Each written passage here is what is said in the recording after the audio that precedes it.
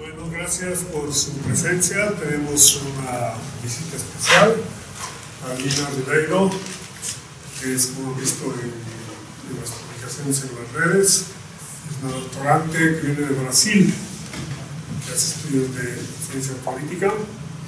Está estudiando el caso boliviano, las Malvinas, en una perspectiva, digamos, no la convencional que hacemos aquí en nuestro medio. Y como trabajo, he visto por conveniente invitar a esta charla sobre métodos para análisis de movimientos sociales. ¿Se acuerdan? En el curso de herramientas para análisis político hemos visto distintas perspectivas, distintos campos disciplinarios y temas, pero no hubo ninguno específico sobre movimientos sociales. Tal vez de manera indirecta tocaron ese tema con la profesora Alicia Licidini de Uruguay, que dedicó una de sus sesiones al estallido social. Y es ahí donde entraron los movimientos sociales, pero de manera, digamos, como actores, ¿no? En cambio aquí está como objeto de estudio y por eso es conversado con ella para ver qué podría aportar y ser de métodos para análisis de movimientos sociales. He estado varios días aquí en el CESU como investigadora invitada, asociada, le hemos dado un tipo de apoyo institucional, ha tenido excelentes reuniones y participación en varios talleres con mujeres y es siempre una experiencia interesante para la gente que viene a hacer sus trabajos de investigación aquí, que al mismo tiempo se traduce en la transmisión de sus experiencias y ayuda a transformar los resultados de su investigación, ¿no? Para poder tener su mirada, su perspectiva. Gracias, Sabina, por estar aquí con nosotros. Vamos a grabar la sesión para después ya pasar a los estudiantes de este curso y a los también docentes, estudiantes de ciencia política que iban a venir, pero seguramente algún problema gastrológico. Gracias y adelante. Bueno, buenas noches a todos. Como Fernando dijo, yo soy Alina Ribeiro, soy una estudiante de doctorado en el Departamento de Ciencia Política en la Universidad de São Paulo, Brasil, y también soy investigadora del Centro de Democracia y Acción Colectiva del Centro Brasileño de Análisis y Planeamiento, el CBAP, que también está en São Paulo. Y en este centro lo que intentamos en general es comprender mejor las interacciones entre movimientos sociales y el Estado, o movimientos sociales y las instituciones políticas.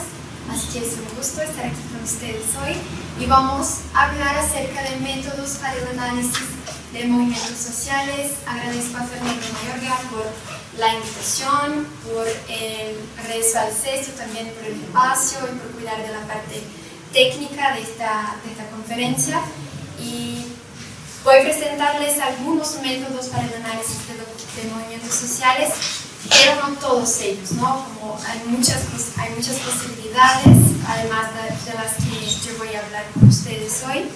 Así que la idea es presentar un poco nociones generales y de dónde partimos cuando elegimos analizar, investigar un movimiento social. Entonces, el contenido de la conferencia es este. Primero vamos a hablar un poco acerca de diferentes definiciones de los movimientos sociales, cuáles son los autores más influyentes, cuáles son las teorías más tradicionales y algunas otras teorías un poco más recientes desde América Latina. Y después vamos a reflejar un poco acerca de la importancia de elegir un método de investigación adecuado.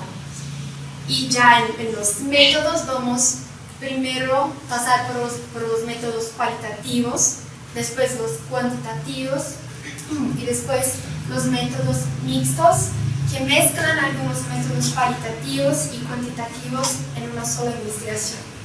Después vamos a las conclusiones y por fin a las reflexiones, que son algunas preguntas que yo pensé para que tengamos una discusión, y yo creo que son preguntas interesantes también para tenernos en cuenta cuando empezamos nuestras investigaciones, ¿no?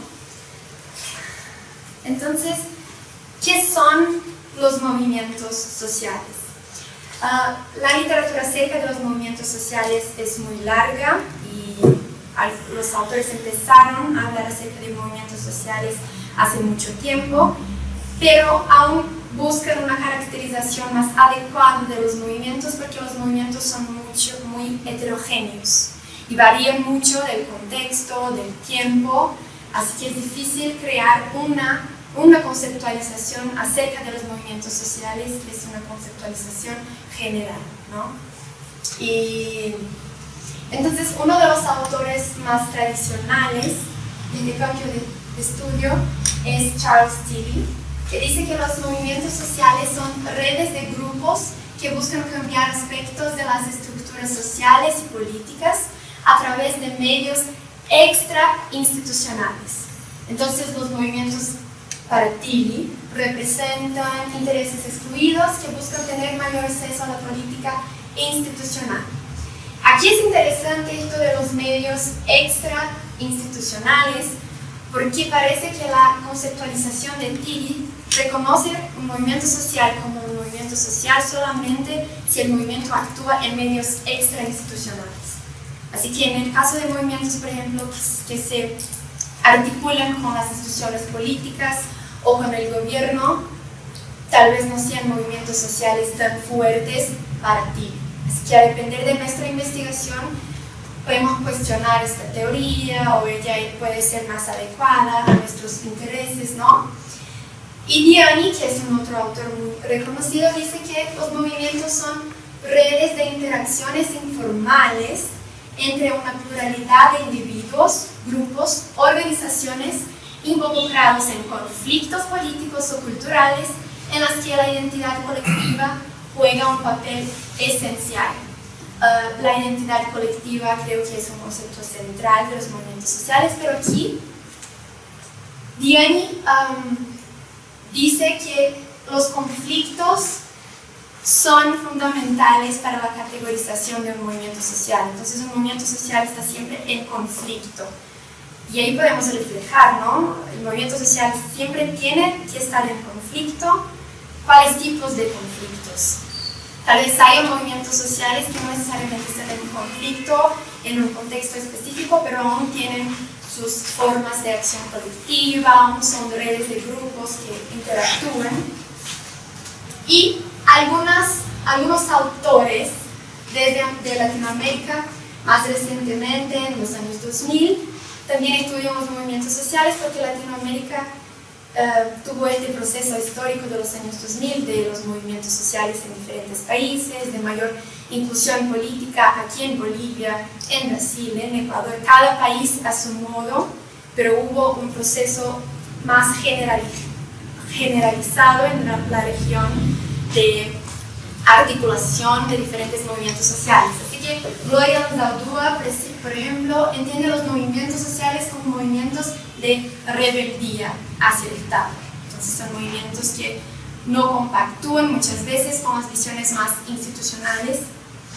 Y estos tres autores, Sonia Alvarez, Evelina Dagnino y Arturo Escobar, dicen que los movimientos sociales sugieren nuevas formas de pensar en la lucha por la democracia. Entonces aquí los movimientos sociales serían una forma de innovar la política, porque presentan visiones y ideas que el Estado aún no comprende. Entonces los movimientos son responsables por renovar la vida política, la vida institucional. Y hay un grupo de autores que más recientemente, y este es el grupo que trabajamos en el CEPRAC en Brasil, que intenta focar en la dimensión relacional entre los movimientos y el Estado. ¿Qué quiere decir eso? Es que de manera muy general, la concepción es la de que un movimiento social es un movimiento social hoy porque tuvo un histórico de relaciones con el Estado. Si el Estado, por ejemplo, es abierto a los movimientos sociales van a actuar de una forma específica, con sus repertorios de acción, con sus tácticas. Si el Estado es más cerrado a los movimientos sociales, no escucha a los movimientos, no negocia con los movimientos van a tener otros tipos de acciones, otros tipos de tácticas. Entonces hay una dimensión de mutua constitución entre movimientos sociales y el Estado, y también entre sociedad civil y el Estado. Uno actúa frente al otro. Y por último, hay algunos textos de este autor, que es Sarmenta, que son textos también tradicionales del área, que dicen que los movimientos sociales son challengers o desafiantes. Siempre están desafiando el Estado por todo el tiempo.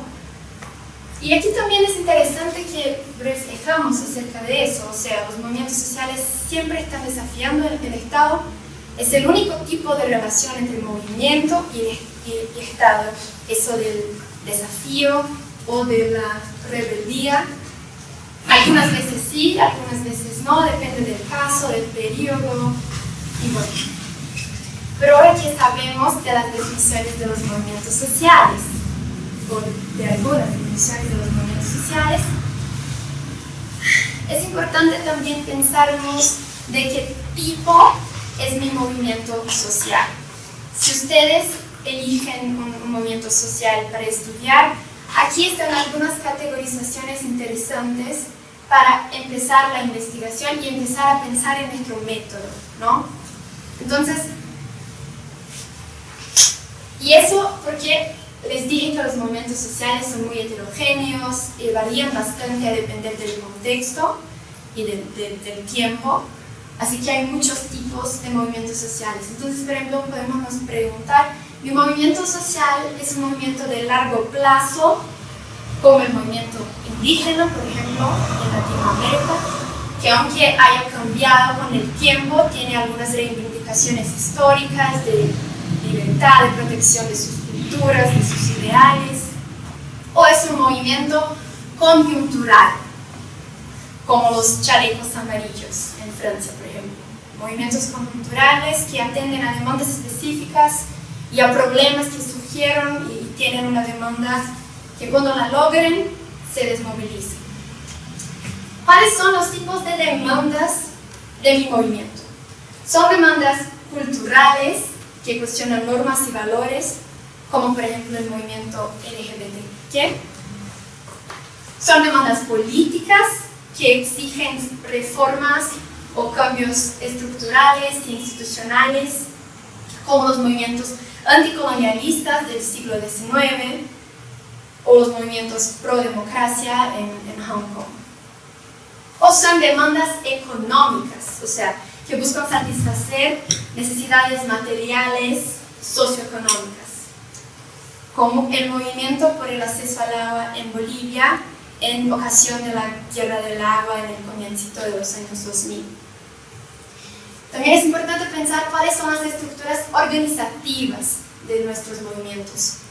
Son movimientos centralizados, o sea, que tienen liderazgos claros y estructuras jerárquicas, como el movimiento anti-apartheid de Sudáfrica, que tenía un congreso, por ejemplo, un congreso nacional que decidía las acciones, o su estructura es descentralizada, como en el caso del movimiento de Occupy Wall Street. O es una estructura híbrida, o sea, que combina elementos centralizados y descentralizados, como la Vía Campesina, que es una red global de movimientos campesinos que cuenta con más de 180 organizaciones campesinas de 81 países. ¿Cuál es el alcance geográfico de mi movimiento? Es local, como la defensa del río Guaycarque en Honduras. Es nacional, como el movimiento zapatista en México, o es transnacional, como este de la Vía Campesina que dije, pero también el movimiento por la justicia climática o el Foro Social Mundial. Y por fin, también es importante pensar en cuáles son los recursos del movimiento social. Y aquí es una cuestión importante porque una de las teorías más tradicionales acerca del movimiento social es la teoría de la movilización de recursos, ¿no? Que dice que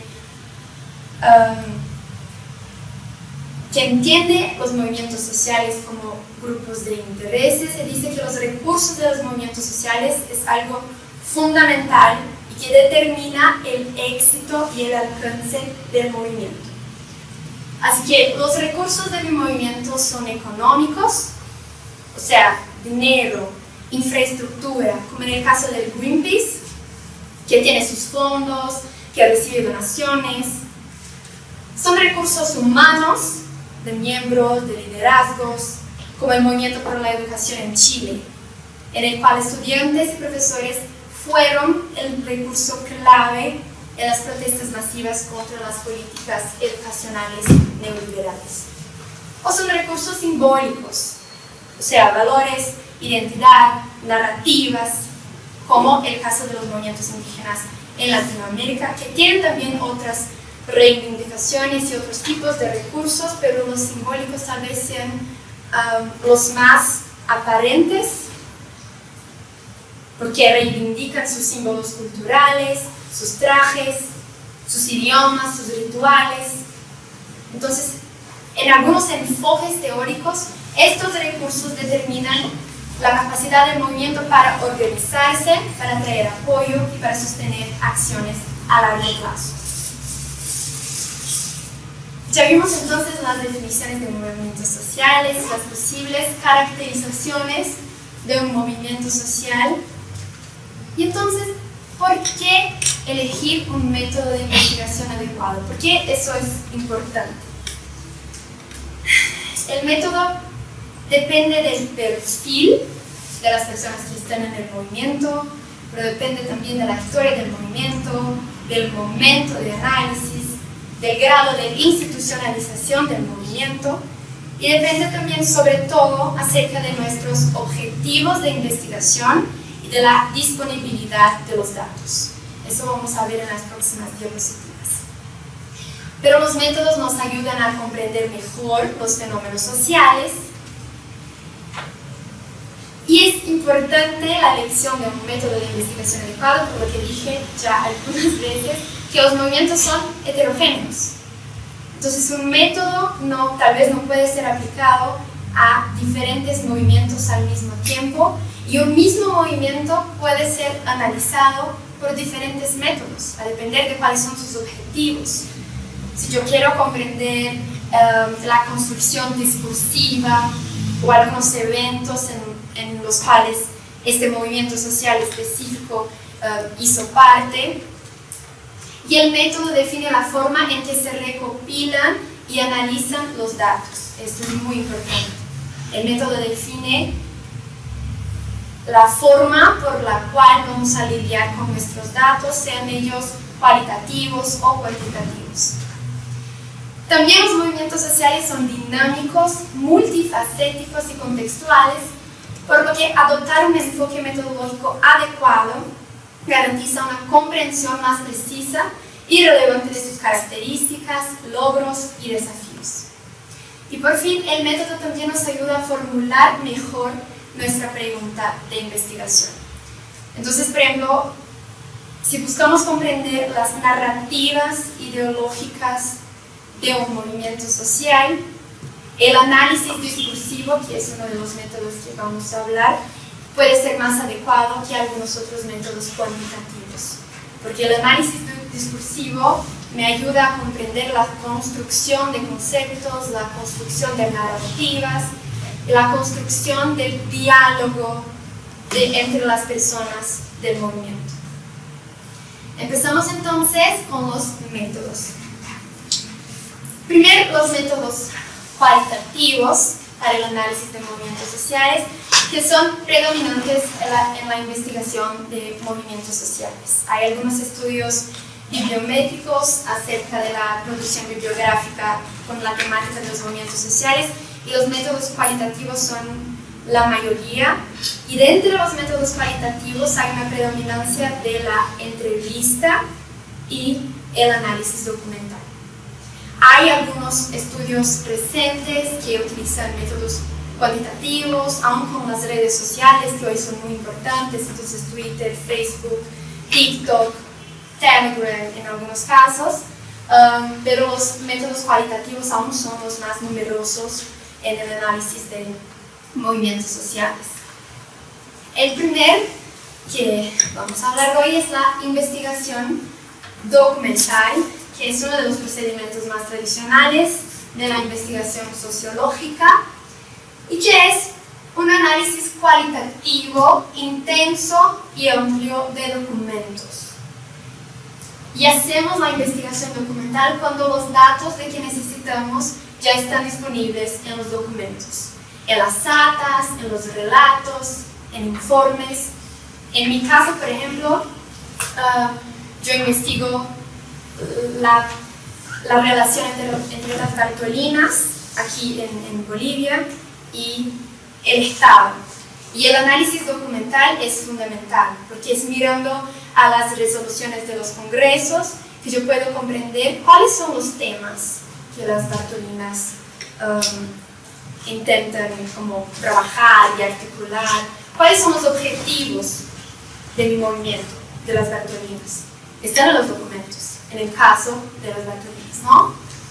Y la investigación documental nos permite situar nuestros fenómenos en el tiempo y espacio, y esta parte es muy importante porque es eso, la investigación documental nos da contextualización histórica y sociocultural. Estamos hablando de movimientos sociales, no son estáticos. En mi caso, analizar las Bartolinas en el comienzo de los años 2000 es muy diferente de mirar las Bartolinas hoy, en 2024, ¿no? Y así con muchos movimientos sociales, porque están en movimiento, y es importante que sepamos cuál es el contexto de actuación del movimiento social. Y yo creo que por eso es importante tenernos en cuenta esta dimensión relacional entre el movimiento y el Estado, ¿no? Porque los movimientos muchas veces reaccionan a políticas del Estado. Y la investigación documental se da por un levantamiento bibliográfico de estudios históricos y sociológicos y un análisis de legislación o estatutos, otros tipos de documentos que voy a enseñarles. Y aquí un ejemplo, entonces voy a analizar un sindicato X. A través de la investigación documental puedo comprender su formación, su historia, el desarrollo de su agenda, su organización, su crecimiento y otros factores. Y algunas veces vamos a conseguir el acceso a estos documentos en internet y otras veces no. En mi caso, por ejemplo, hay muchos documentos de las Bartolinas que no están en internet. Así que tuve que ir a la sed y mirar a los informes, a los resúmenes, pude llevar algunos materiales para mí, ¿no? Y así que hay esta diferenciación de que algunas veces los documentos están disponibles en internet y otras veces no. Y aquí hay los ejemplos de las fuentes de la investigación documental, que son muchos. Entonces podemos consultar enciclopedias, diccionarios, libros de texto, manuales, tesis, revistas y periódicos, apuntes, videos, diapositivas, DVD, mapas, fotografías, biblioteca digital, bases de datos, internet y hoy, con el avance de las redes sociales, el análisis de tweets, por ejemplo, o de discursos que los líderes y los dirigentes de los movimientos hacen en sus redes sociales, es un tipo de análisis documental, porque son sus cuentas oficiales, ¿no? Están allá con el verificado, se dice verificado, y es una fuente importante de datos. Un segundo tipo de método cualitativo son las entrevistas en profundidad, que también son muy comunes en el análisis de movimientos sociales. Las entrevistas son un tipo de conversación específica, estructurada, guiada por el investigador o la investigadora con el objetivo de recolectar datos sobre un determinado fenómeno. Entonces las entrevistas nos ayudan a capturar y explicar contextos, atributos, comportamientos, preferencias, sentimientos, actitudes y opiniones. Hay algunas cosas que no están en los documentos, ¿no? Como los sentimientos, las percepciones de algunas personas dentro del movimiento, y eso las entrevistas pueden nos ayudar a identificar. Y las entrevistas son apropiadas cuando la respuesta a la pregunta de investigación no se puede obtener por otros medios, que es el caso de los documentos, que muchas veces tienen informaciones más técnicas, más históricas, pero no captura algunas percepciones, algunos diálogos, algunas redes de interactuación. Y para hacernos las entrevistas, tenemos que elegir el número de encuestados o de entrevistados. Entonces, estructurar un guión que puede ser cerrado, abierto o semiestructurado. O sea, cerrado en el caso de que yo voy a hacer una lista de preguntas y no puedo cambiarlas en el momento de la entrevista. Abierto, voy a hacer algunas preguntas más generales, pero a depender de las respuestas del entrevistado, puedo traer otras preguntas, puedo modificar algunas otras. Y semiestructurado, un poco de los dos, algunas preguntas más cerradas, otras más abiertas. Y después la aplicación. Es importante, obviamente, tener en cuenta las limitaciones de las entrevistas, así como las limitaciones de todos los métodos que tienen sus cualidades, pero también sus limitaciones. Así que con las entrevistas las personas tienen percepciones muy enviesadas, ¿se dice enviesadas? Sesgadas, como sí, opiniones muy individuales, ¿no? Y si entrevistas solamente a personas de un mismo movimiento, vas a tener la visión de este movimiento acerca de ciertas temáticas. Tenemos que tener en cuenta eso. Y en eso del guión, por ejemplo, yo estuve en una investigación en Brasil acerca de la Defensoría del Pueblo del estado de Paraíba, en Brasil.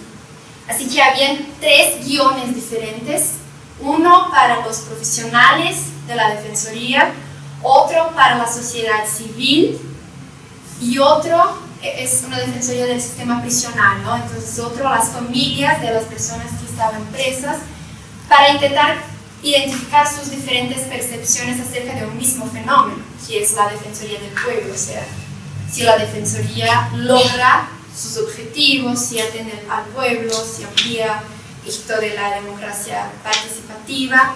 Así que hay esta posibilidad de estructurar diferentes guiones a depender de cuáles personas vamos a entrevistar. Un otro tipo de método es la observación participante. ¿Sí? Consulta. La guía de entrevista está orientada a una persona. Puede haber entrevistas grupales, grupos focales. Entonces, hay experiencias de aplicarse para los grupos focales para poder discutir temas en torno a los grupos sociales. Hablar un poquito. También es posible hacer un guión de entrevista para un grupo. No he trabajado con esto directamente, pero sí sé que es posible. Y por ejemplo, algunas preguntas van a ser respondidas por algunas personas y otras no. Hay que tener en cuenta estas condiciones de una entrevista a un grupo, ¿no? Pero lo que creo que es importante también es tener en cuenta eso de que si utilizas el método de la entrevista, puedes hacer diferentes entrevistas a depender tal vez del número de entrevistados, si te vas a un grupo o a un individuo, y hacer un guión más apropiado al perfil de la persona que vas a entrevistar. Así que también es posible. Fernando. Un otro tipo de método cualitativo es la observación participante, que también es común. Que requiere la presencia del investigador en el campo de investigación, ¿no? Y Lo que caracteriza a cada tipo de observación, o sea, la observación participante o no, es la relación que el investigador establece con el grupo que pretende estudiar y sus objetivos. Entonces, aquí estamos hablando de observación participante, que es cuando acompaña al movimiento, a los líderes de movimientos, y está con ellos y conversa con ellos en el cotidiano, ¿no? El día a día, hace preguntas que no necesariamente son preguntas de entrevistas y que vas a grabar la entrevista, no, pero preguntas como para comprender por qué están haciendo eso hoy, por qué este taller de capacitación para mujeres campesinas, por qué es importante para ustedes. Entonces, no es solamente la observación distante y anónima de un fenómeno determinado, sino también cierto grado de interacción con las personas que están en el campo. Y la observación participante nos permite visualizar los actores, los contactos, relaciones y expresiones. Así que, si las entrevistas nos ayudan a comprender esto de los sentimientos, de las percepciones, la observación nos ayuda a comprender cosas que no son verbalizadas, los comportamientos de las personas. Eso no encontramos en los documentos muchas veces y tal vez no encontremos también en las entrevistas. Entonces nos ayuda también a identificar y mapear las prácticas ordinarias de los individuos. Y a través de la observación participante es posible adquirir conocimientos acerca de la vida de un grupo desde dentro de este mismo grupo, entonces su funcionamiento cotidiano. Y este tipo de método, la observación, contribuye a investigaciones que tienen como problema preguntas sobre cómo, dónde y por qué se establecen ciertas relaciones. Sean relaciones entre movimientos sociales diferentes, sean relaciones entre movimientos e instituciones políticas, por ejemplo. Y la observación es importante para comprender los procesos de movilización de recursos, hablamos un poquito acerca de los recursos, ¿no? Y la construcción de identidades colectivas, así como las motivaciones y procesos de participación de los activistas. ¿Por qué se movilizan? Algunas veces la observación nos ayuda a comprender eso y nos ayuda también a comprender ciertos patrones de relación y de actuación conjunta, ¿no? Pero cuando vamos al campo, o sea, vamos a observar el movimiento que queremos analizar, ¿qué se debe observar? Que es mucha cosa, ¿no? Mucha cosa se pasa todos los días. Así que es importante en este caso también la elaboración de un guión de observación. O sea, ya ir al campo con las observaciones predefinidas. Eso es difícil porque la investigación también es un movimiento, ¿no? No es estática. Algunas veces estamos en el campo y nos deparamos con problemas nuevos. Por ejemplo, yo estudio Bolivia desde Brasil. Es muy diferente que venir a Bolivia y hablar con las personas, estar más cerca del movimiento que yo analizo, ¿no? Pero en general, para que tengamos una cierta dimensión del objeto, tal vez sea importante elaborar un guión de observación con temas específicos o con actividades que vamos a observar y estar presentes. Y así es. Un otro tipo de método cualitativo es el análisis de discursos, que surgió dentro del campo de la lingüística, pero se ha constituido en un campo académico interdisciplinario. Y es una herramienta clave en las ciencias sociales, especialmente cuando intentamos comprender cómo los actores, y estos actores pueden ser movimientos sociales, partidos políticos, el propio Estado, cómo estos actores articulan narrativas para influir en la percepción pública y generar acción colectiva. Hay construcciones de conceptos dentro de los movimientos sociales, ¿no? Como ellos tienen visiones muchas veces particulares acerca de problemas públicos. derecho a recursos naturales, por ejemplo. El análisis de discursos nos ayuda a captar estas construcciones discursivas, ¿no? Y nos permite examinar cómo los movimientos construyen significados a través del lenguaje y la comunicación. Para que las bases estén movilizadas hay que tener un discurso. El discurso es un elemento fundamental de la organización social, de los movimientos sociales. Y este método también nos ayuda a comprender un poco más de la producción de significado, porque podemos estudiar cómo los movimientos construyen marcos discursivos que legitiman sus demandas y movilizan a personas. ¿Por qué hacemos lo que hacemos? Porque hay un problema. Y vas a explicar qué es ese problema, desde cuándo existe ese problema, vas a discursar acerca de eso, ¿no? Podemos comprender mejor también las relaciones del poder, porque investigamos cómo el discurso refleja, reproduce o desafía las estructuras de poder en la sociedad. Nos ayuda a comprender también la cuestión de la identidad colectiva, porque este método nos ayuda a examinar cómo los movimientos construyen una identidad compartida entre sus miembros mediante narrativas y símbolos. En algunos movimientos, por ejemplo, sus discursos acerca de inclusión de género, mayor participación de mujeres en política. ¿Por qué es importante que las mujeres estén en la política? Vas a argumentar en defensa de eso, ¿no? Es un discurso que presenta a sus bases. También es importante porque vamos a comprender más acerca del contexto sociopolítico de nuestros movimientos, porque vamos a analizar cómo los discursos se relacionan con el entorno en el que surgen, incluyendo las ideologías y los conflictos políticos existentes. Pero ¿cómo hacerlo? ¿Cómo hacer el análisis de discursos? Hay muchas maneras, pero una de las formas es asistir a algunos eventos, grabar los discursos si les permiten. Hay siempre que preguntar a las personas, o pueden buscarlos en internet, por ejemplo, discursos de un ministro acerca del movimiento social, generalmente están en el sitio del ministerio, ¿no? Los discursos tienen una sesión específica.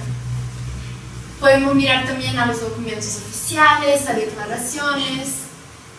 Estos son posibilidades de encontrar discursos y hacer el análisis posteriormente. Y aquí tenemos un ejemplo de qué podemos hacer con los datos que identificamos en el análisis de discursos. Esto es una nube de palabras. Es importante porque es una herramienta visual que muestra las palabras más frecuentes en un texto o un conjunto de textos, en este caso en un discurso o en algunos discursos. Por ejemplo, analizar históricamente los discursos oficiales de algún movimiento, de alguna organización, de una federación. ¿Cuáles son las palabras más fuertes a depender del año, a depender del periodo, ¿no?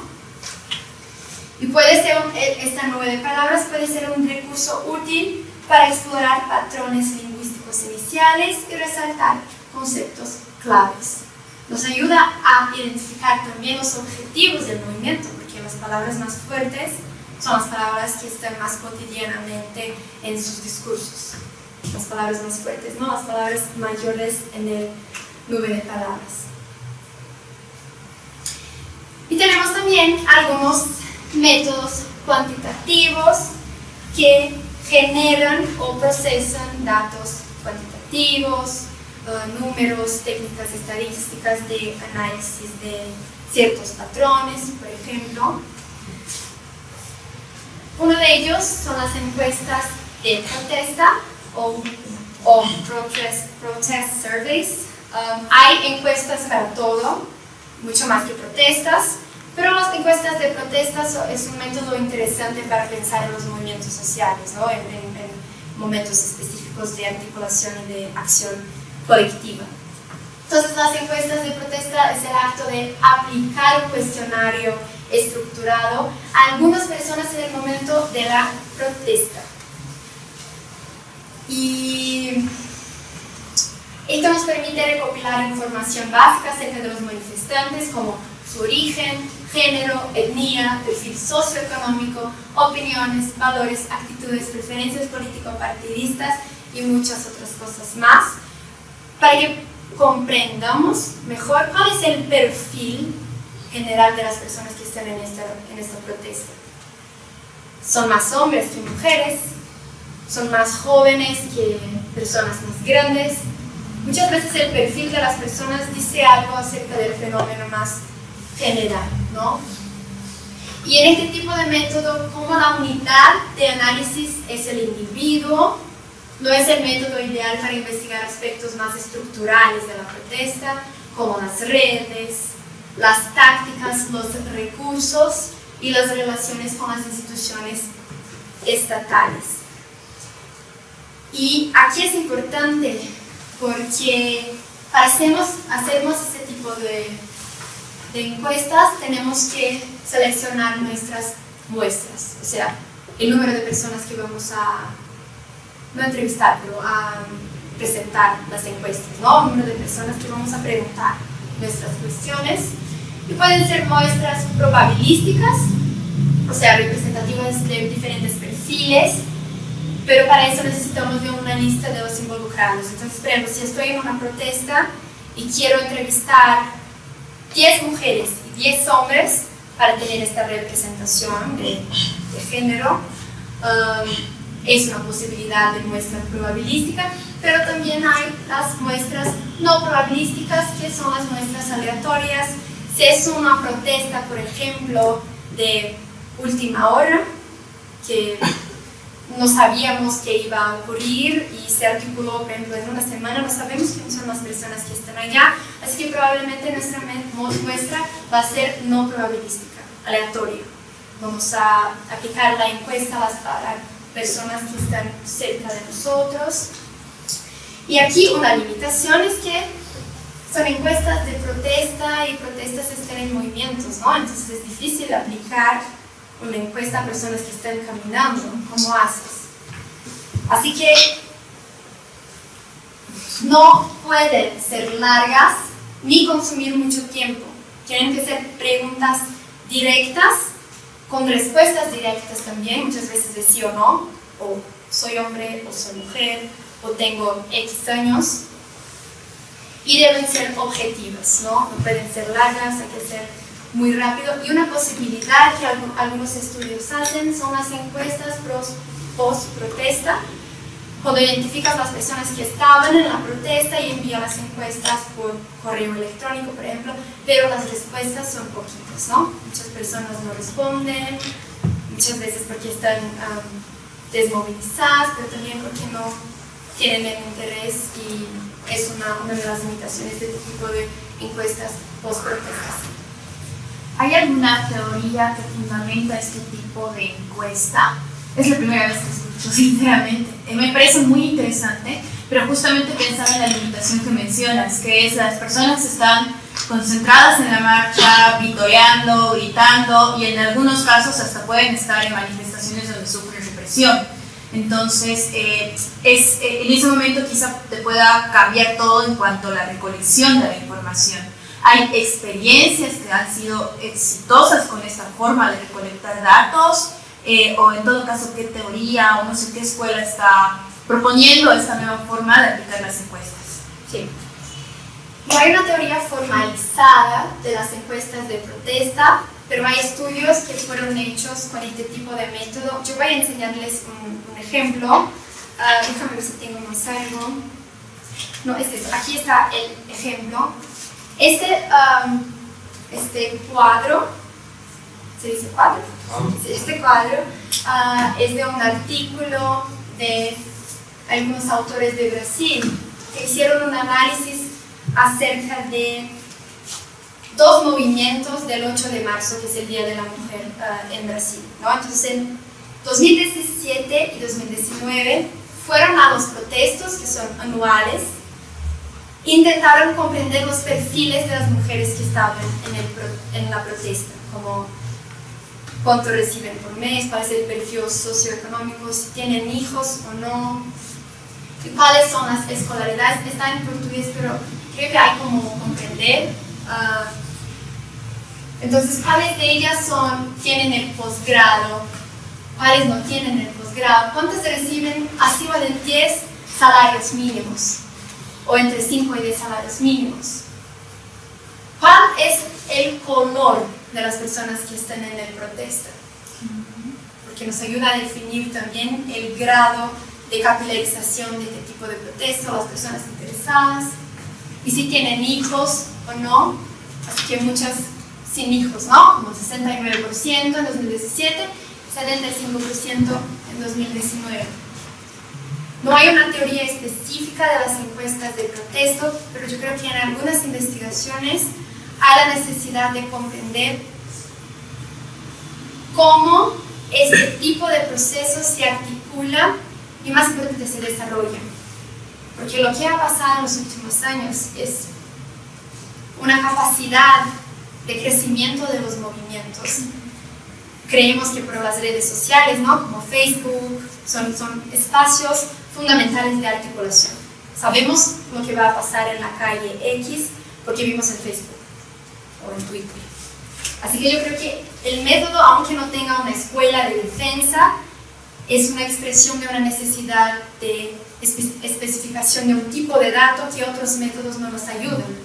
¿Y cómo vamos a identificar a esas mujeres, por ejemplo, para hacer entrevistas después? No sabemos los nombres de las mujeres que estaban allá.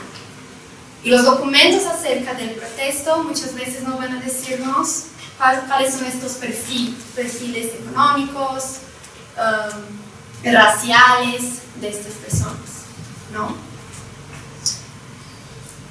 Hay un otro tipo también de análisis cuantitativo, que es el análisis de redes sociales, que es cuando las redes sociales tienen un rol importante en el fenómeno analizado. Entonces, este tipo de análisis es un método utilizado en la investigación que se basa en datos relacionales, es decir, que tiene como objetivo observar las relaciones entre ciertos actores. Y estas redes sociales pueden ser redes de media social o no, o redes como reales tal vez, ¿no?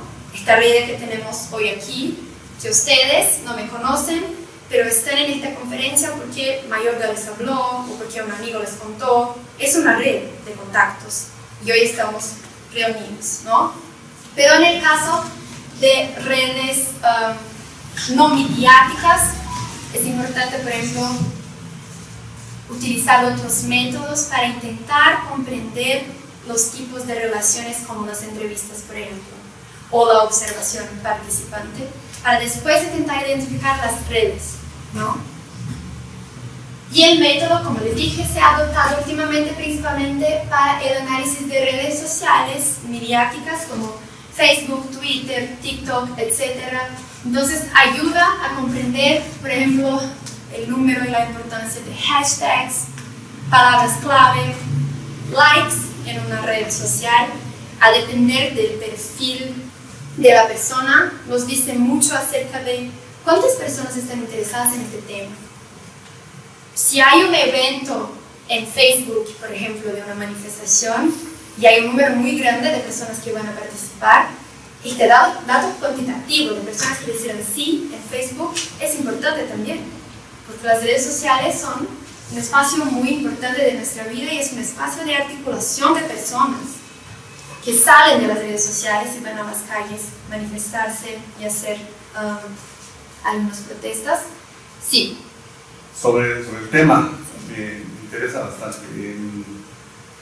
¿Cuál es el grado de confiabilidad? Por ejemplo, Delphi, Node, Excel, y esas aplicaciones, o sea, estamos hablando de una investigación, digamos, del mercado de opinión pública. Entonces, sí. ¿Cuál es el grado de confiabilidad, veracidad? ¿Está en Google o no sé, alguna herramienta o son aplicaciones específicas, ¿no? para recolectar esta información? Sí, depende de los datos que tengas. Yo creo que es eso. Yo no trabajé directamente con el análisis de redes sociales, pero leí muchos estudios que fueron hechos con el análisis de redes sociales. Ya hay un periodo aplicación de los datos en los softwares, que son los datos que tiene mirando a las redes sociales como Facebook, Twitter, pero también conversando con las personas y haciendo las entrevistas. Porque es eso, este tipo de método nos ayuda también a identificar patrones. Y voy a enseñar un ejemplo también que nos muestra la importancia de los softwares. Porque los softwares también pueden hacer con que nuestros datos sean más visibles, de más fácil comprensión para las personas. Ahorita voy a enseñar el ejemplo. Y este método nos ayuda a identificar el intercambio de valores, objetivos y prácticas por parte de diferentes comunidades. Y es útil también para analizar protestas que comenzaron pequeñas, pero se envolvieran muy grandes. Yo creo que hay muchos ejemplos en Bolivia, en Brasil también en 2013 fue el primer caso masivo de un movimiento, de una protesta que empezó muy chiquita con pocas personas y en días ya estaba tomando Brasilia, que es la capital de Brasil, por todos los, por muchas calles. Y así como estábamos hablando, puedes aplicar sus datos en diferentes softwares para el procesamiento de los datos, organización de los datos, que es algo importante también, aun cuando tenemos un número muy grande de datos. Y yo que he leído en algunos estudios es que estos son softwares que van a organizar los datos visualmente. Pero hay también los softwares que te ayudan a tener, por ejemplo, una lista de likes en diferentes periodos de una misma página de Facebook. Entonces los softwares nos ayudan también a recopilar los datos, no solamente a organizarlos, aún más en este caso del análisis de redes sociales. Y este es un ejemplo. Pueden mirarlo bien, creo que se quedó un poco borrado, pero es un análisis en algunas páginas de Facebook y la autora está observando las transformaciones de las identidades colectivas a partir de una comparación entre el 15 de marzo español, que fue un movimiento por más inclusión política, y lo que llamamos de jornadas de junio en Brasil, que fueron estos movimientos de 2013 muy fuertes contra el gobierno de Dilma Rousseff.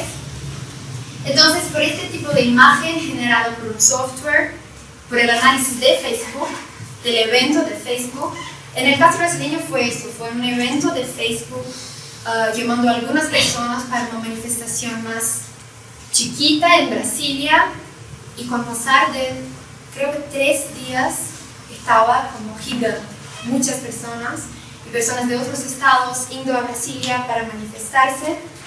Y aquí el software nos ayuda a visualizar mejor cuáles movimientos se relacionan con otros movimientos y cuáles están más lejos. Este es el caso de España. Y, por ejemplo, este movimiento, Spanish Revolution, que creo que no pueden verlo muy bien, se relaciona muy próximamente con este movimiento, Juventud sin Futuro, pero ya está más lejos de democracia real ya o de afectados por la hipoteca. Así que este tipo de imagen ayuda también a identificar actores que son pontes, como que funcionan como un contacto que va a llamar más movimientos para ser parte de la manifestación.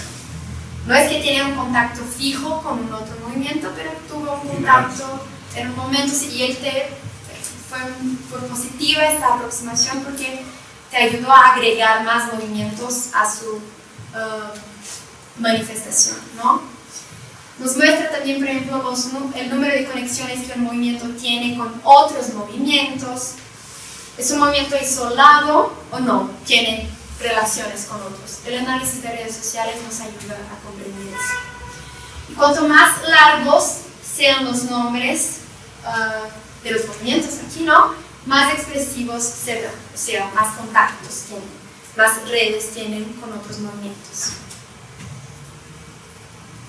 Esta aplicación hace correlación. Estadísticamente, Estadísticamente. así es, con los datos que tiene. No sé exactamente cómo es este tipo de imagen generada si haces, por ejemplo, las entrevistas, porque tus datos son más limitados, ¿no? Aquí hay un número de datos gigante, porque fueron procesados por un software, no hay cómo procesarlos manualmente. Con las entrevistas, ya no sé cómo serían este tipo de diseño. Hay este tipo de diseño, pero muy más sencillo, ¿no? No con todas estas líneas, pero sí nos muestra algunas conexiones importantes. ¿Sabes, perdón, con qué software ha sido realizado esta imagen? No me acuerdo, pero puedo mirar.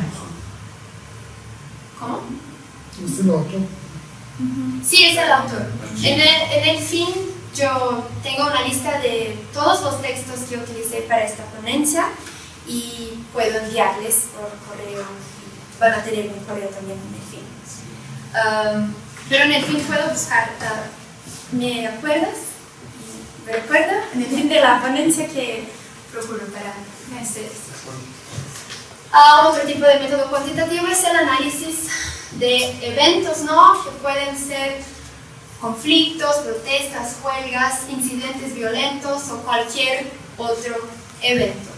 Es utilizado principalmente en las ciencias sociales y políticas para estudiar eventos específicos en el tiempo y sus características asociadas. Entonces, genera información acerca de patrones, dinámicas y factores causales, que es algo muy central en los métodos cuantitativos.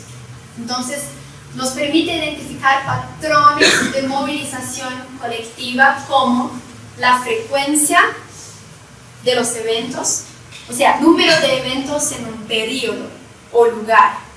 ¿Cuáles periodos son más propensos para la ascensión de este tipo de evento que estoy analizando? Nos ayuda a identificar también distribución temporal, o sea, cargos a lo largo del tiempo, por ejemplo, aumento de protestas en tiempos de crisis o aumento de protestas en una gestión de gobierno. Nos ayuda a identificar factores asociados con el uso de modelos estadísticos para identificar variables que explican la ocurrencia de eventos. Las relaciones causales son complejas porque puedes tener diferentes causas para un evento. Es difícil identificar la causa específica y algunas veces utilizando los métodos estadísticos tenemos las probabilidades. ¿Cuáles causas son más probables de estar involucradas con la realización de este evento? Y también podemos identificar las tendencias, ¿no? Y cuando vamos a utilizar este tipo de método, algunas preguntas interesantes de hacernos y de investigarnos también es: ¿cuándo ocurrió el evento? ¿Dónde tuvo lugar? ¿Quiénes participaron? ¿Movimientos? ¿El gobierno participó? ¿O otros tipos de conjuntos sociales? ¿Cuál es la naturaleza de la acción? Si es una manifestación, ocupación, negociación, y sus consecuencias inmediatas o mediatas. Y algunos pasos fundamentales para la aplicación del análisis de eventos es la recolección de los datos en noticias, bases de datos, reportes gubernamentales o archivos históricos que son utilizados para construir un conjunto de datos de eventos, que nos ayuda a visualizar estos patrones de diferentes eventos a lo largo del tiempo. Y aquí se utilizan técnicas estadísticas para probar hipótesis y establecer relaciones causales. Un ejemplo sería, yo pensé en la guerra del agua, tal vez, porque este método, si vamos a analizar la guerra del agua, este método puede nos ayudar a descomponer el conflicto en episodios clave. ¿Cuáles fueron los antecedentes para esta efervescencia social o la protesta más directamente? Nos ayuda a identificar factores desencadenantes y comprender cómo interactuaron los actores en diferentes momentos. Entonces, y nos ayuda a identificar algunos eventos clave que generaron el movimiento, como la privatización del servicio de agua en Cochabamba, las primeras movilizaciones, aunque más chiquitas, y el papel de algunos medios de comunicación, por ejemplo. Y aquí tenemos un ejemplo también. Este es un estudio de proporción de eventos, mayoritariamente protestas, que fueron cubiertos por la media, ¿no? Por los periódicos, por los jornales. Y en el caso de las redes sociales, la proporción de eventos cubiertos disminuye del 92% para los eventos con más de 20 manifestantes al 83% para los eventos con más de 500 manifestantes. Entonces, hay un patrón entre el número de manifestantes y la cobertura mediática.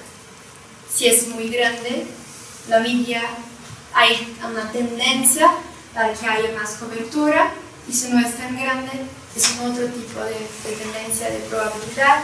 Y esto es un estudio acerca de movimientos en China. Hay también en la lista final que puedo enviar a ustedes. Y creo que con estos métodos de que les hablé, en muchos casos no podemos utilizar solamente un método, ¿no? Hay como hacer una investigación sin análisis documental, por ejemplo. Tenemos que partir de alguna cosa.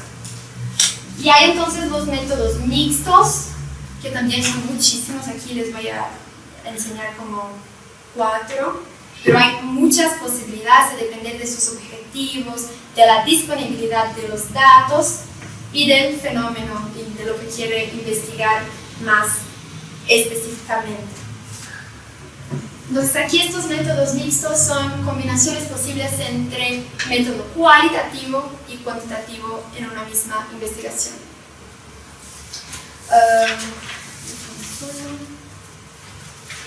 Hay la posibilidad, por ejemplo, de hacer entrevistas y análisis de redes, que conversamos, ¿no?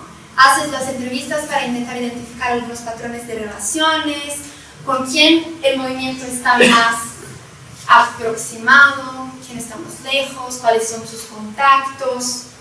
Entonces combina la profundidad interpretativa de las entrevistas con la capacidad analítica y estructural del análisis de redes.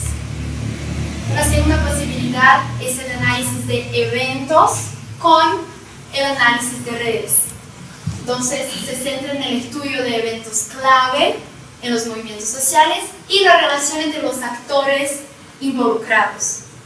Los patrones, ¿no? Si un movimiento se queda muchísimo grande en 2 años, tal vez sea porque sus redes se expandieron, tienen más contactos y otros movimientos hicieron parte de este movimiento. La vía campesina que les dije, por ejemplo, las Bartolinas, la CSTUCB, hacen parte de la vía campesina. Hubo este proceso de expansión del movimiento, que fue una expansión de redes del movimiento, ¿no? Otra posibilidad es el análisis de marcos discursivos y las encuestas de percepción pública. Cuando queremos comprender también cómo la sociedad civil entiende y analiza cuáles son sus opiniones acerca de este movimiento. La sociedad civil aprueba las demandas de este movimiento o no, es contra. Entonces se explora cómo los movimientos sociales construyen y comunican sus narrativas y cómo estas narrativas son percibidas por el público. Un ejemplo, por ejemplo, si yo analizo un movimiento LGBT, ¿cómo la sociedad comprende las demandas de este movimiento? Puedo hacer esta combinación para intentar comprender, ¿no? Oye, una otra posibilidad es la investigación documental y las encuestas de opinión pública. O sea, que combinen el análisis del contenido producido por el movimiento con la percepción de la población sobre sus demandas y legitimidad. Por ejemplo, cómo la sociedad comprende las resoluciones del último congreso del MAS, por ejemplo. Pero eso es un poco gracioso porque yo estaba montando las diapositivas y pensando en la conferencia y ahí tuve esta reflexión de que siempre hacemos un tipo de investigación documental. Las cosas no son tan separadas, ¿no? Muchas veces el grado de complejidad del fenómeno hace que nosotros tenemos que elegir un método específico, pero utilizamos un poquito de otros métodos al mismo tiempo para que tengamos una visión más holística, pero también más específica de nuestro fenómeno de interés. ¿Qué conclusiones podemos tomar acerca de lo que hablamos hoy? Primero de todo, todos los movimientos tienen posibilidades y limitaciones y es importante que reconozcamos eso en nuestras investigaciones. Así que si van a hacer un artículo, una tesis, es importante explicar por qué elegiste el método de análisis, pero también apuntar las posibles limitaciones de este método, ¿no? En el caso de las redes, por ejemplo, del análisis de redes, explicar que es un software, que es automático, por ejemplo, y que muchas veces puede hacer un análisis más técnico de los datos, no sensible como si fuera un análisis manual hecho por una persona, no por el investigador directamente. Es importante tener eso en cuenta, cuáles son las limitaciones del método, pero también apuntar en la investigación para las personas que van a leernos. También la elección del método o de los métodos debe realizarse teniendo en cuenta los objetivos de la investigación y la disponibilidad de datos. Esto es muy importante. Yo no puedo decir, por ejemplo, que mi investigación va a tener como método entrevistas y yo voy a entrevistar a Barack Obama el próximo año. Probablemente no voy a lograrlo. Así que nuestros métodos tienen que estar relacionados con la disponibilidad de los datos, pero también de las fuentes, en los casos de las entrevistas, ¿no? O este caso de análisis documental. Tenemos que estar ciertos de que los datos están disponibles en Internet o presencialmente para que indiquemos el análisis documental como el método principal de nuestra investigación. Es que siempre es mirar a los datos antes de indicar el método. ¿Cuáles datos yo tengo disponibles? Con estos datos, entonces, ¿cuáles métodos puedo utilizar? Las personas del movimiento que yo quiero investigar están disponibles para entrevistas. Si es un contexto de mucha crisis política, muchas veces las personas no quieren dar entrevistas porque van a comprometerse. Hay que tener en cuenta estas cuestiones más contextuales también. Y lo que dije en el comiencito de la presentación, que un mismo movimiento social puede ser analizado utilizando diferentes métodos dependiendo de nuestros objetivos. Si queremos comprender sus discursos, vamos a utilizar análisis de discursos. Si queremos comprender sus objetivos de política pública, podemos mirar a las resoluciones del Congreso, a documentos oficiales, para intentar comprender los temas clave. Y si queremos comprender las relaciones de un movimiento con otros movimientos o con figuras políticas, análisis de redes tal vez sea una buena opción. Y por fin, no hay mejor método que otro, y aquí yo puse una frase que simboliza esta idea de que no existe mejor método, sino el más apropiado para un problema de investigación determinado, siempre y cada vez formulado en la difícil tensión de la discusión teórica con la naturaleza y disponibilidad de las fuentes empíricas. Aquí les puse las referencias que utilicé para hacer estas diapositivas para pensar mis argumentaciones de la conferencia. Y aquí algunas preguntas, reflexiones, para si quieren responder ahora para que hagamos un debate, está bien, pero en términos más generales, estas preguntas son en el sentido de que si elegimos estudiar movimientos sociales, es importante que pensemos acerca de estas cosas en el proceso de elección de mi caso empírico, de mi método. Entonces, ¿cuándo podemos utilizar métodos cualitativos y los cuantitativos? ¿Cuándo son interesantes? ¿Qué factores influyen en nuestras elecciones del método? Hablamos un poco, ¿no? Disponibilidad de los datos, nuestros objetivos de investigación. ¿Qué otras combinaciones de método podemos pensar? tal vez hacer encuestas de protesto con análisis de redes sociales. Es algo posible. ¿Cuáles otras combinaciones podemos pensar? ¿Y cómo creen que la elección de métodos influye en lo que se puede entender sobre un movimiento social? Creo que es importante pensar acerca de estas cuestiones. Elegir un método de investigación no es fácil, para mí es muy difícil. De hecho, en mi investigación es una crisis, que trabajo en la terapia muchas veces, pero es importante porque nos ayuda a organizar mejor nuestra investigación. Muchas veces en la investigación nos tenemos muy curiosos para comprender todo y hay la necesidad de hacer un reporte empírico de lo que vamos a comprender. No podemos comprender todo el discurso de un movimiento social acerca de todos los temas. El método nos ayuda a poner nuestras lentes para recortar mejor y tenemos nuestro objeto empírico más claro. Hacemos una investigación, como en portugués decimos, como más redondita, con inicio, medio, fin, una investigación que presente respuestas a nuestra pregunta, y el método es algo fundamental en este proceso. Bueno, gracias por la atención. Aquí tienen mi correo si tienen dudas o si quieren las diapositivas, por favor, escríbanme, que les envío y sí, bueno, estoy lista para escucharles. Gracias.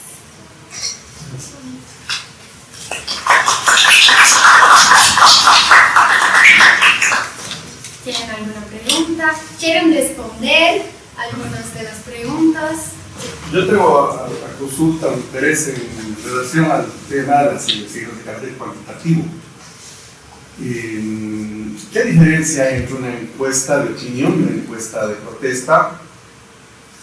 Considerando que hemos hablado, ¿no?, por ejemplo, de la aplicación de métodos probabilísticos.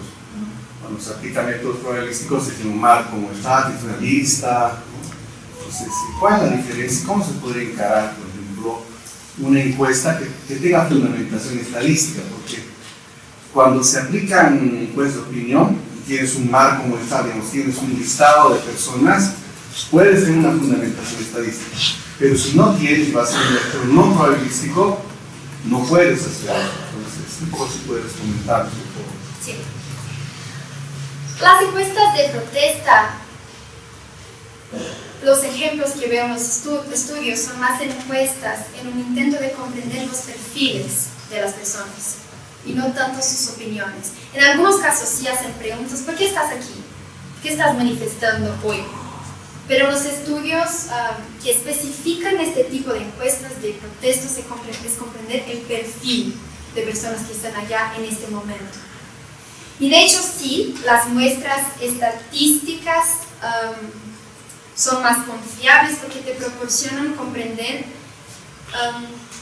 en el caso de las opiniones de personas diferentes, y ahí puedes hacer una media de las personas que allá están.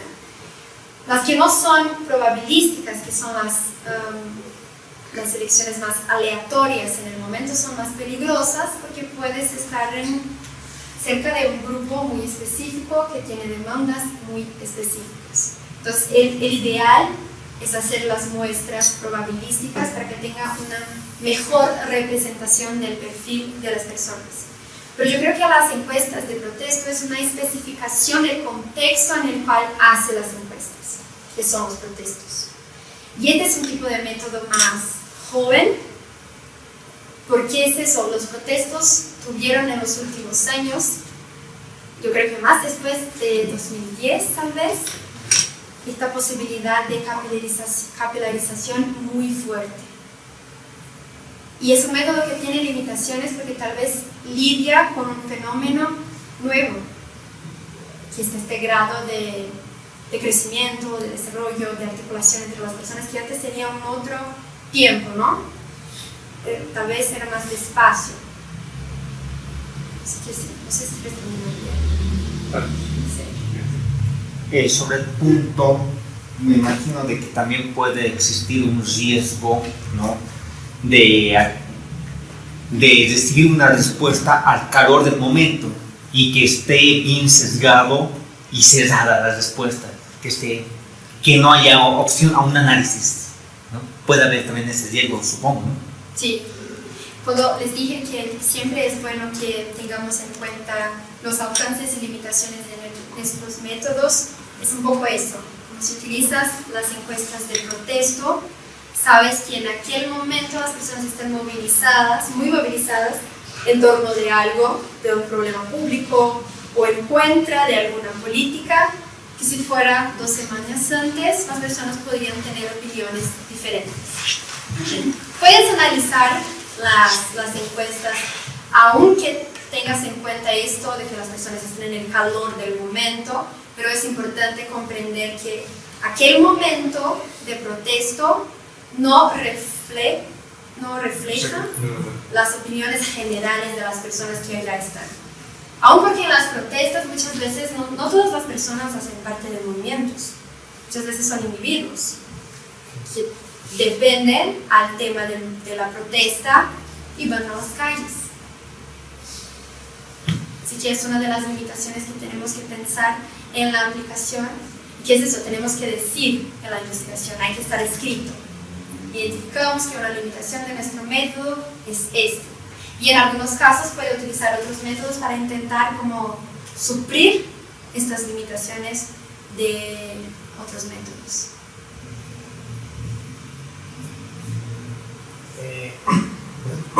Yo creo que cuando las diferentes ponencias que nos ha presentado son muy interesantes en estas cuestiones de, o sea, cuando hacemos investigación, no es específicamente que decimos vamos a utilizar entrevistas y punto, ¿no? En el momento también te salen ciertas cuestiones, por ejemplo en lo cualitativo te salen, digamos, otros tipos de métodos que puedes utilizar.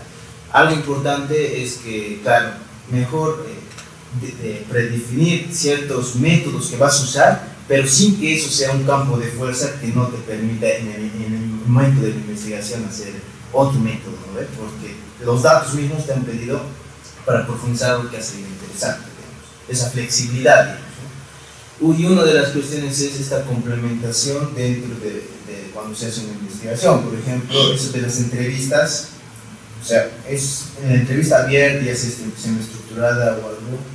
Creo yo que la entrevista dentro de un movimiento social, cuando vas a escoger a los diferentes actores a quienes vas a entrevistar, que son los dirigentes u otros cuestiones, tienen una posición dentro del movimiento social y que mayormente se trata de, bueno, depende de la confianza que se tiene, trata de resaltar lo mejor del movimiento social, digamos, y que no permite, digamos, por ejemplo, esas reflexiones o discusiones internas que puede haber dentro del movimiento social.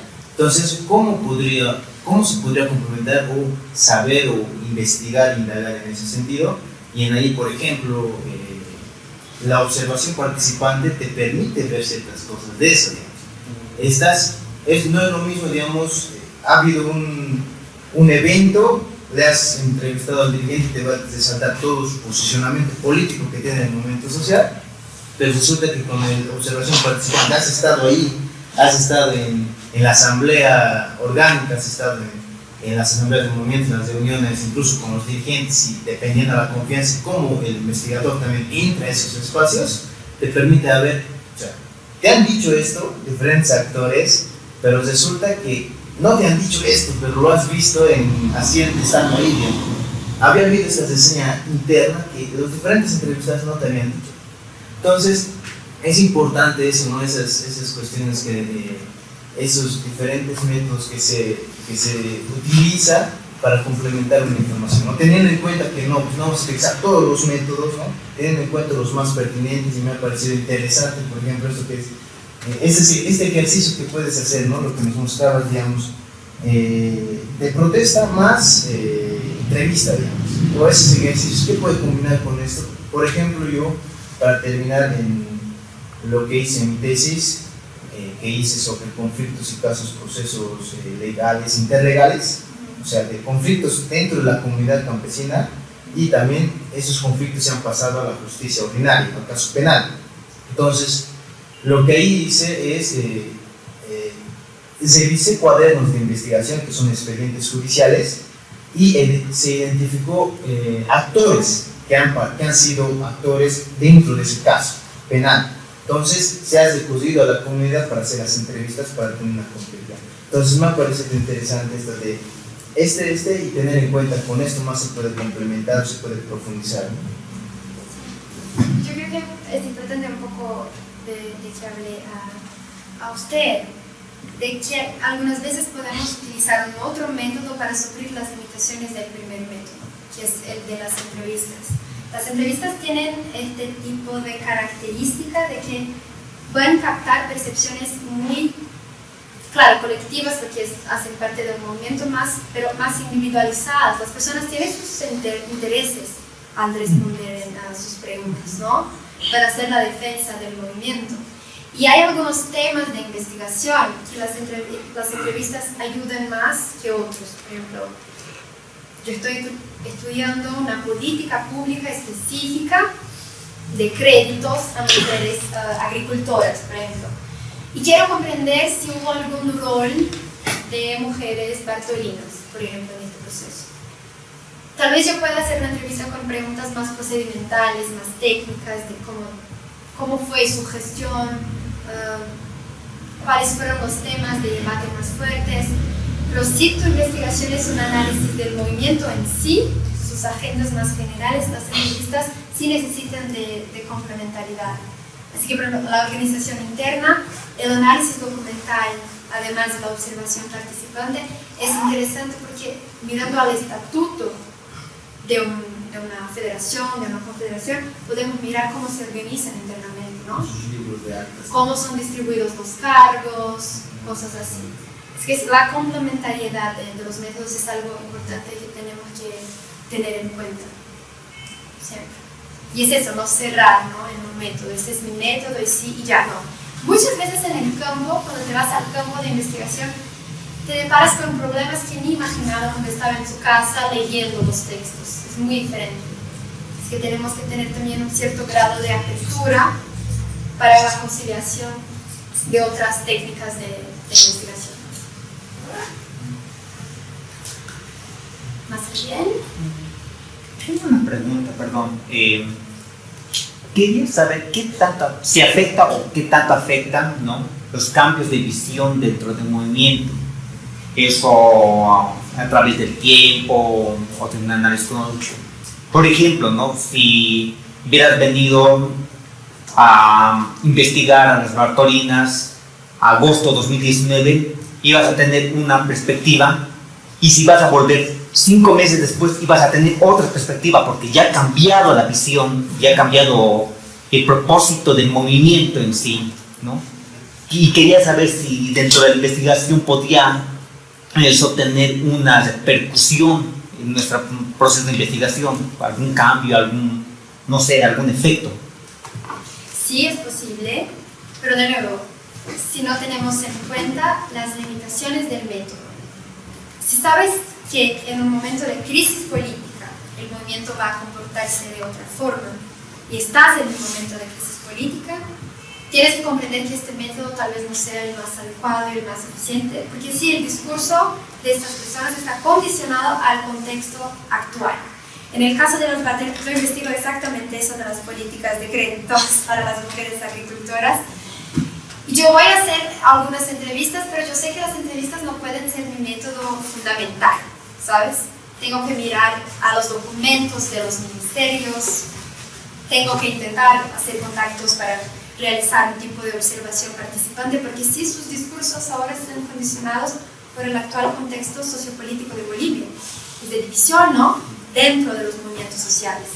Así que sí, podemos decir que es peligroso confiar en los discursos sin reflejar críticamente acerca del contexto de sus, no de sus discursos, pero de sus opiniones, de sus discursos, de hecho. Pero ahí hay la necesidad de buscar otros métodos que te ayudan a filtrar las partes de las entrevistas que son adecuadas a su investigación, intentar utilizar otros métodos para que tengas una visión, ahí en este sentido tal vez más estructurada del proceso. no tan condicionada por el contexto de ahora, pero documentos que fueron publicados hace años, por ejemplo, de las Bartolinas. Si voy a analizar gestiones de ministerios entre 2002 y 2005, los documentos son muy importantes, tal vez más que las entrevistas, o ir a hablar con ellos directamente. Así que yo creo que una gran solución para los problemas de los métodos es eso que dije, de tener en cuenta las limitaciones, pero eso no es fácil. Eso hacemos como estudiando los posibles métodos y teniendo mucha claridad acerca de nuestros objetivos y de los datos que tenemos.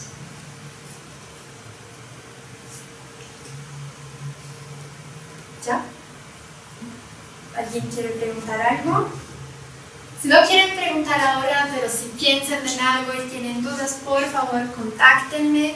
Y si quieren las diapositivas, pueden enviarme un email y respondo a ustedes con las diapositivas. Y si van a tener acceso a los textos, puedo enviar los PDFs de los textos que utilicé también. ¿Qué diferenciarías tú entre...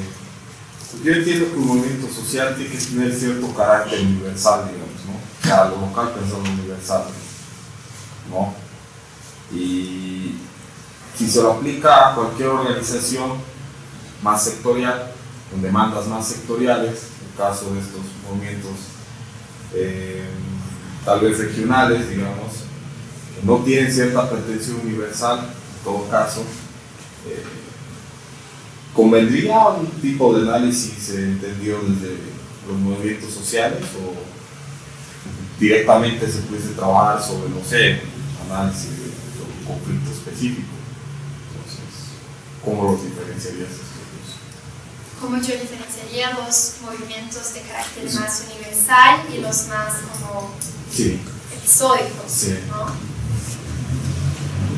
Hay diferenciaciones muy estructurales de muchas cosas, de su organización, de su historia, de su agenda, pero los métodos son adecuados también no solo para los movimientos sociales, pero para diferentes tipos de actores colectivos, aunque sean actores colectivos episódicos, por ejemplo, que se unifican en torno de un tema. Cuando el tema es solucionado, por ejemplo una política, ya se desmovilizan. Para aquel momento, tal vez estos métodos sean importantes, como el análisis de eventos, que configura, el método es configurado para comprender también este tipo de evento de, no sé cómo decir en español, pero con un plazo más corto, ¿sabes? Hay que pensar en ejemplos de movimientos que no tienen este carácter universal, pero no sé si los movimientos tienen un carácter universal directamente, porque muchos de ellos son sectorizados, ¿no? Tienden a lo universal, ¿no? En el sentido que quieren efectivar sus demandas para todas las otras personas, aunque no sean del movimiento. Claro. Sí, tal vez. Pero en relación a los métodos, ellos sí tal vez sean aplicables a los dos casos, porque nos ayudan a comprender cómo es esta organización y articulación de actores colectivos, sean movimientos sociales episódicos o movimientos sociales de largo plazo, en federaciones, movimientos transnacionales, pero de actores colectivos, independiente de la forma de la organización.